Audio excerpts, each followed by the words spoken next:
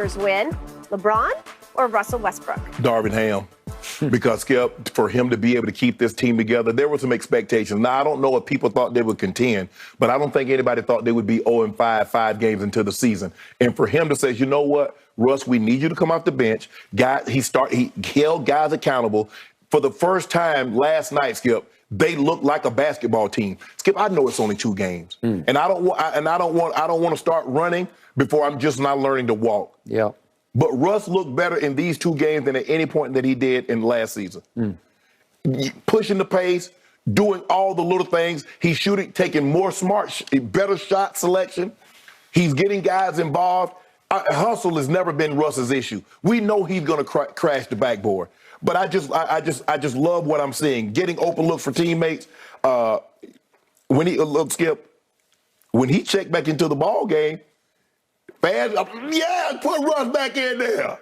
It wasn't man. There was none of that last night. He's a different guy. And yeah, he got his, 32, 33 minutes, Skip. But a lot of that, when he's with the second unit, he's the guy that's primary ball handler. So he don't have to worry about LeBron taking the ball out of his hands. Yep. He don't have to worry about any of that. And he played really, really well last night. I think he might have found a home in that second unit. He can still get major minutes, Skip. And then guess what? Late in the ball game, D. Ham put him back in the ball game. He did. And let him close the show. He let him close. Says, hey, bro, I got confidence in you. Yep. Skip, I think Darvin Ham hasn't gotten enough credit. I understand. This is not an easy job. You're coaching the Lakers, and you're coaching LeBron James. I got to get Anthony Davis. Russ is Russ. That's LeBron James. Yep. One of the greatest players in NBA history. You're coaching one of the 2 greatest franchises in NBA history. Yep. And you're a first-time head coach. He kept it together. Skip, they're not out of the woods. You got a tough Pelicans team coming in. But I like what I saw, and I like the job that he's done thus far. So Friday night, watched every dribble, lauded and applauded Darvin Ham. Glory be, I tweeted. He finally did it.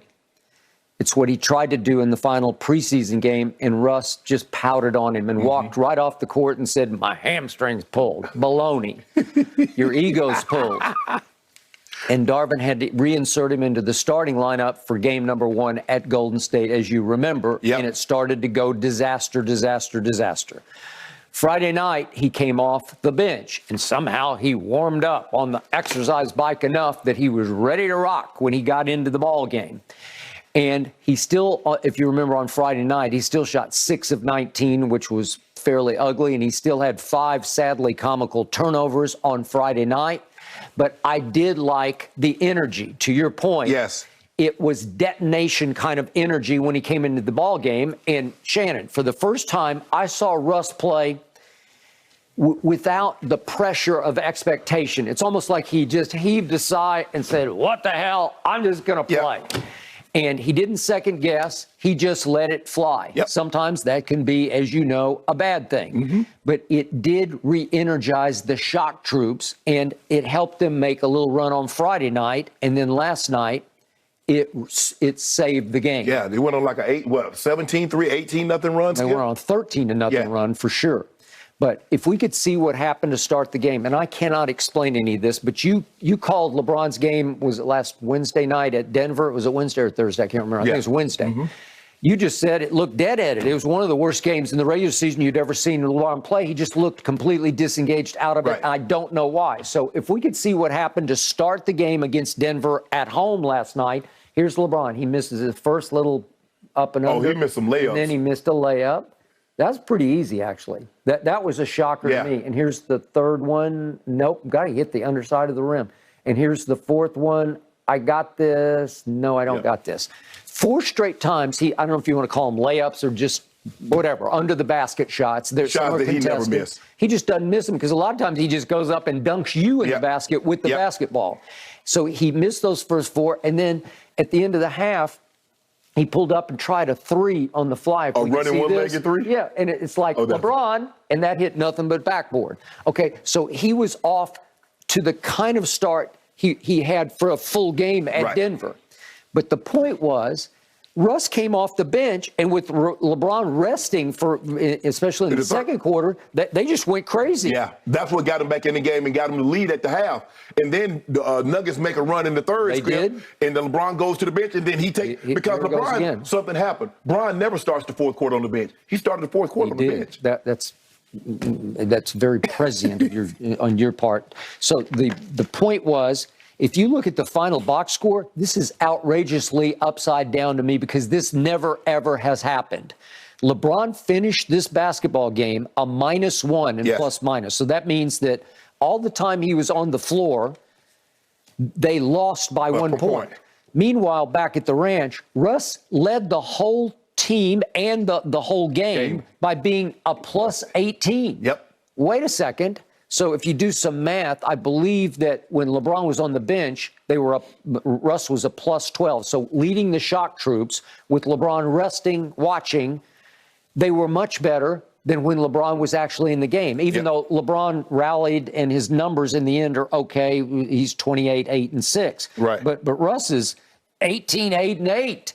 He winds up playing starter minutes. I think Darvin promised him, just come off the bench. I'll get you your minutes. Right. Because 32 minutes is fine. He's playing right there with the starters, right? Yep, because LeBron played 35. AD had 37. Lonnie Walker had 35. So, like you said, even though he's not starting, he's playing starter minutes. Skip, and when you look at what they did, they had 5 players in double figures. Finally, they didn't get out rebounded. They outscored the Nuggets in the paint and on second chance points. The bench scoring, they won by 19. Yep. The 3-point shot, Skip, all of a sudden, they're not shooting the 20s. They shot low 40s. 43%? Are you kidding? And all of a sudden, if you notice, the 3-point shots are coming down, Skip. They're not shooting 45. Why are you shooting 45? You shouldn't shoot 5. The way y'all shoot them, you shouldn't shoot more than 10.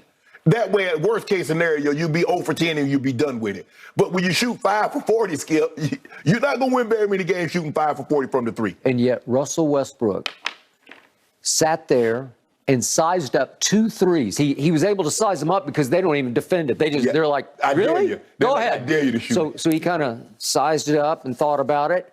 And he made 2 out of 4 threes. Yeah. Well, that's sensational. Yes. If he can just make a couple, at least it makes him honor it a little bit. Skip, the Lakers, since Russ has started coming off the bench, he's +18 when they're on the floor.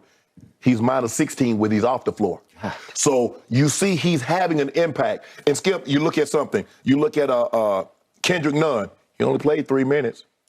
You look at these other guys, Skip, Damon Jones. He only played 2 minutes. Yep. They're like, you know what? Let me get Gabriel. There were games he didn't even get in the game. Yep. They said, hey, we got 10 minutes. We got 9 minutes for you. Matt Ryan hit 2 big threes. And I told you, Darvin Ham raved about him all preseason. Yeah. I was like, Matt Ryan, he played a year at Vanderbilt, wound up at UT Chattanooga. Right. I'm saying, he's your savior? Yeah. Well, he can stroke it. Yeah. And they were seeing that in practice. Even Lonnie Walker came to the party. He had 3 or 5 last night.